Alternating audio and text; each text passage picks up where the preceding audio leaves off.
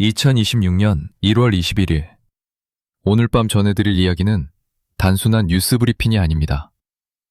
이것은 다가오는 거대한 폭풍 앞에서 여러분의 자산과 안위를 지키기 위한 긴급 경고입니다. 다보스 포럼에서 우크라이나 재건을 위한 8천억 달러라는 천문학적인 돈이 순식간에 허공으로 사라졌습니다. 약속은 휴지 조각이 되었고 굳건해 보이던 동맹은 뿌리부터 흔들리고 있습니다. 이것은 단순한 외교적 결례나 정치적 쇼가 아닙니다. 세계 경제가 이른바 콘드라티예프의 겨울, 즉 피할 수 없는 장기 침체의 늪으로 빠져들고 있다는 가장 확실하고도 섬뜩한 신호입니다. 우리는 지금 전례 없는 대전환점에 서 있습니다. 세계의 공장이라 불리던 중국은 7가지 복합 위기라는 시한폭탄을 안고 카운트다운에 들어갔습니다. 반면 미국은 더 이상 세계의 경찰이기를 거부하며 철저하게 계산기를 두드리고 짐을 싸고 있습니다. 역사는 늘 우리에게 냉혹한 교훈을 줍니다.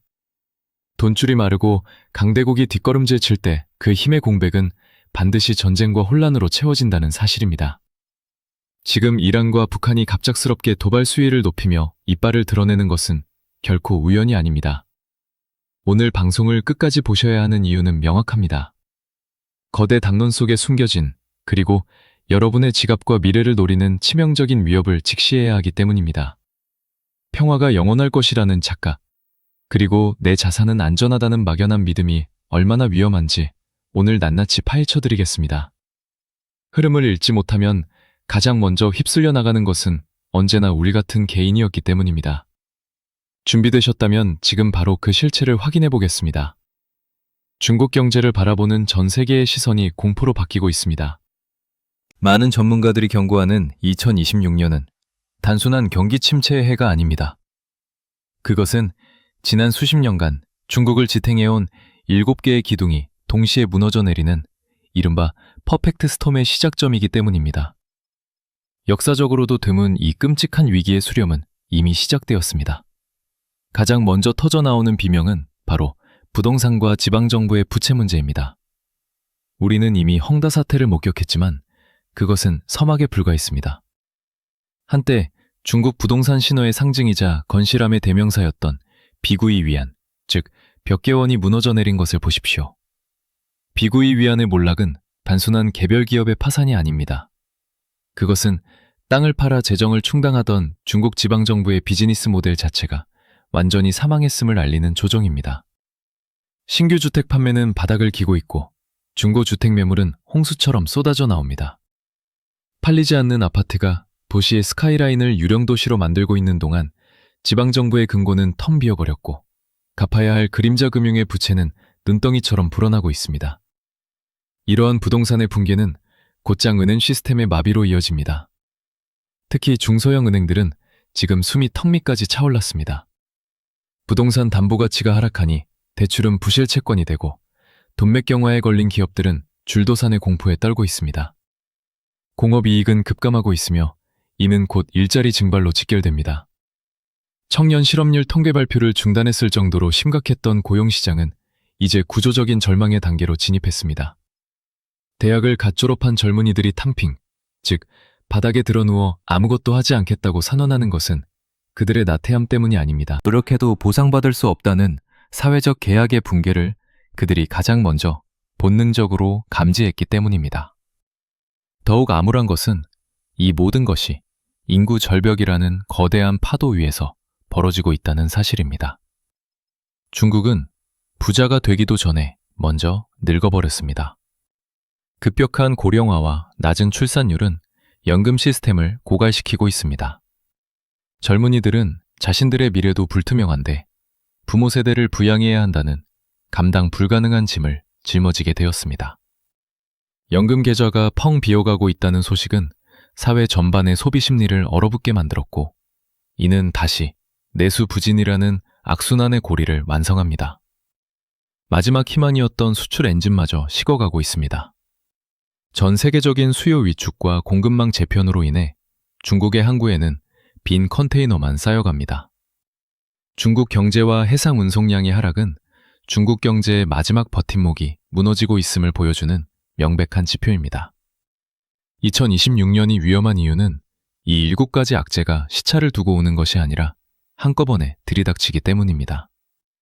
이것은 단순한 불황이 아니라 체제의 내구성을 시험하는 시스템 위기입니다. 시진핑 주석이 왜 과감한 부양책을 쓰지 않느냐고 반문하실 수 있습니다. 못하는 것이 아니라 안 하는 것일 수도 있고 어쩌면 이미 실탄이 다 떨어졌을지도 모릅니다. 중국이라는 거인의 비틀거림은 단순히 급일만의 문제가 아닙니다.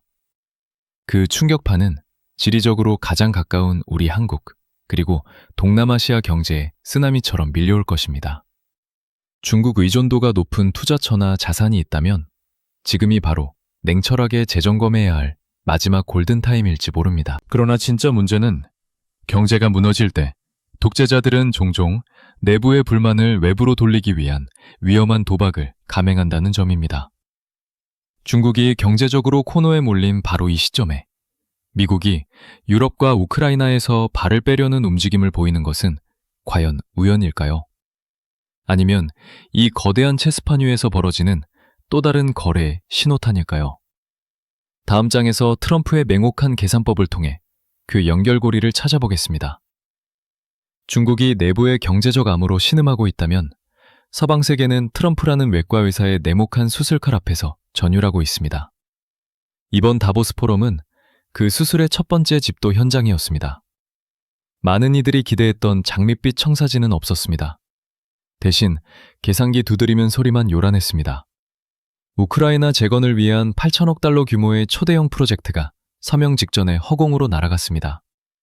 젤렌스키 대통령과 트럼프 당선인의 만남이 취소된 것은 단순한 일정 조정이 아닙니다. 이것은 미국이 더 이상 승산이 보이지 않는 전쟁터에 밑빠진 독처럼 달러를 쏟아붓지 않겠다는 명확한 선절선언입니다. 이 충격파는 키이우를 넘어 서울의 여의도 증권가까지 강타했습니다. 사실 이 8천억 달러라는 재건 시장은 제2의 마셜 플랜이라 불리며 전 세계 건설사들이 군침을 흘리던 먹거리였습니다.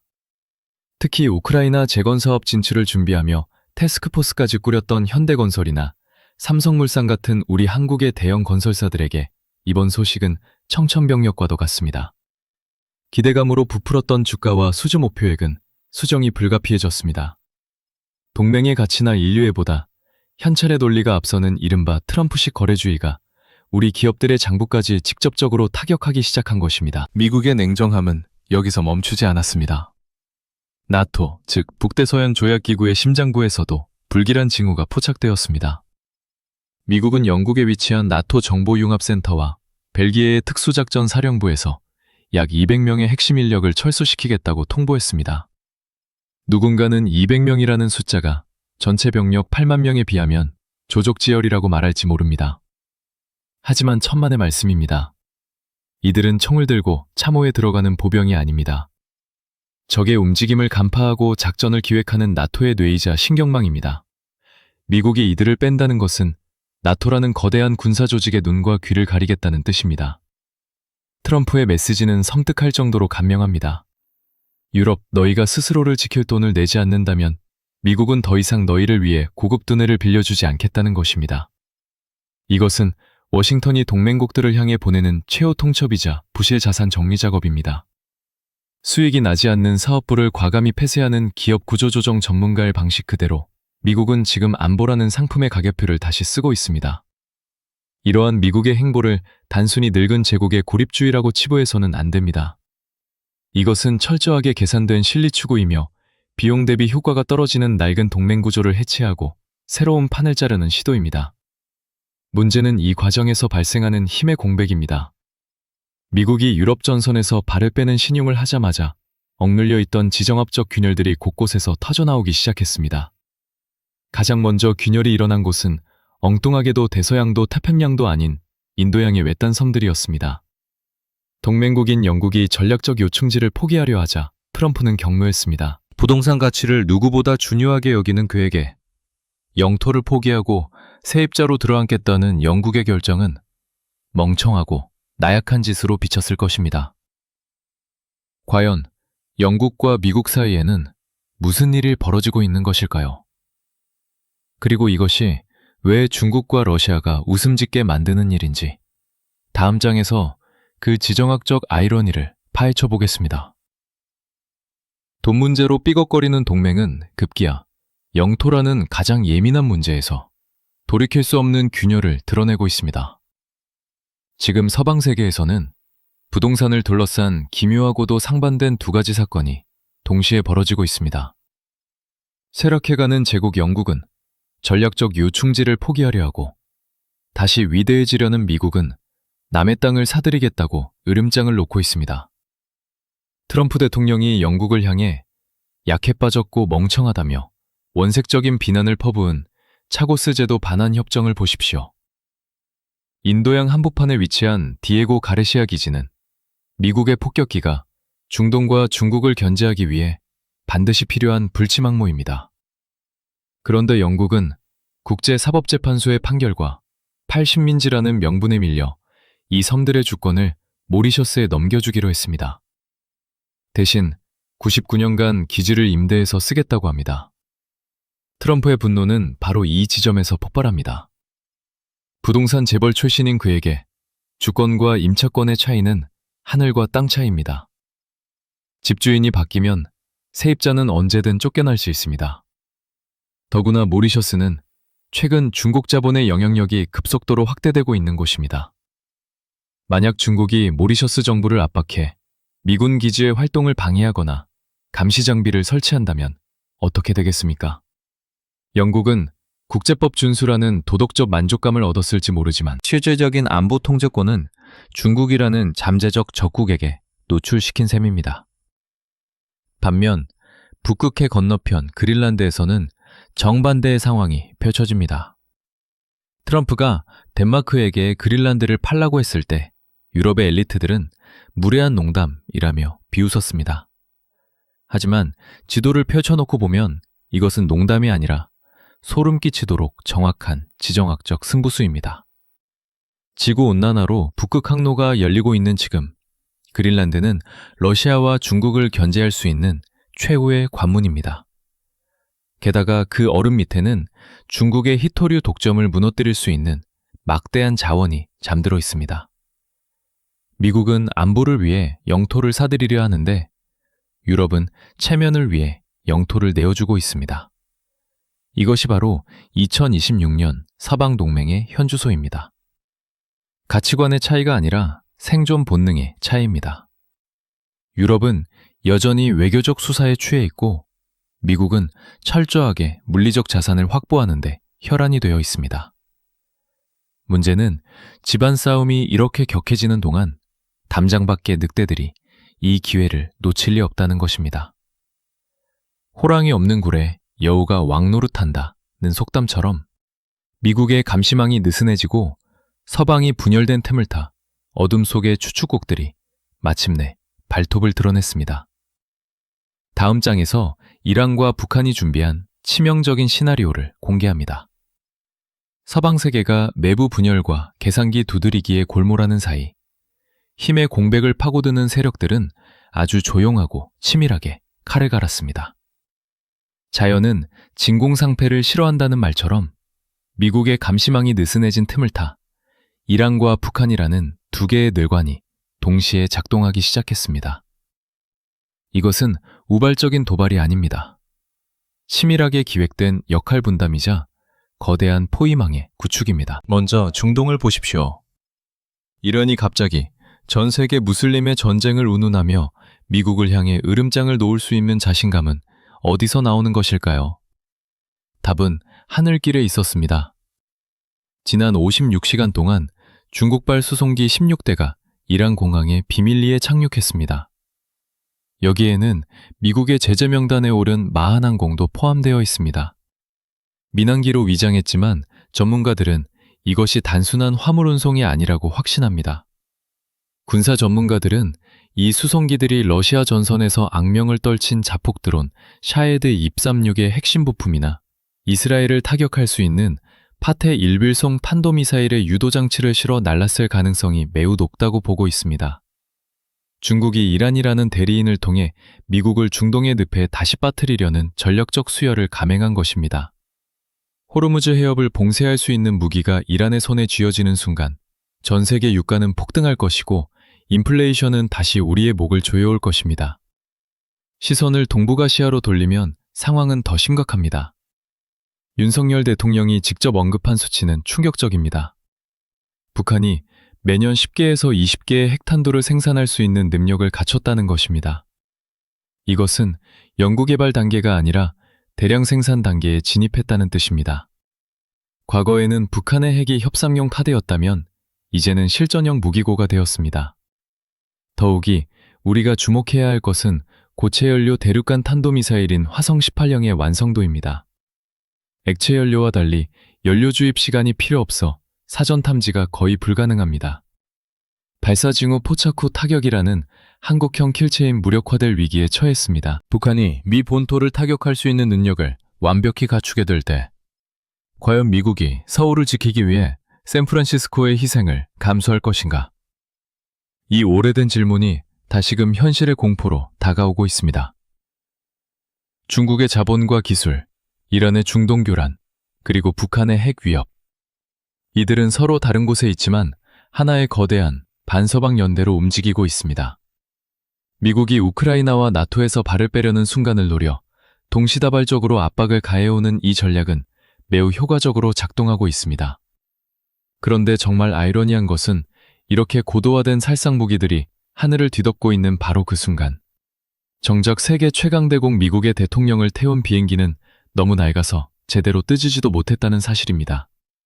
이 극명한 대비가 무엇을 상징하는지 마지막 장에서 확인해 보겠습니다. 이 모든 지정학적 위기의 정점은 아이러니하게도 가장 높은 하늘 위에서 벌어진 한 편의 블랙 코미디로 귀결됩니다.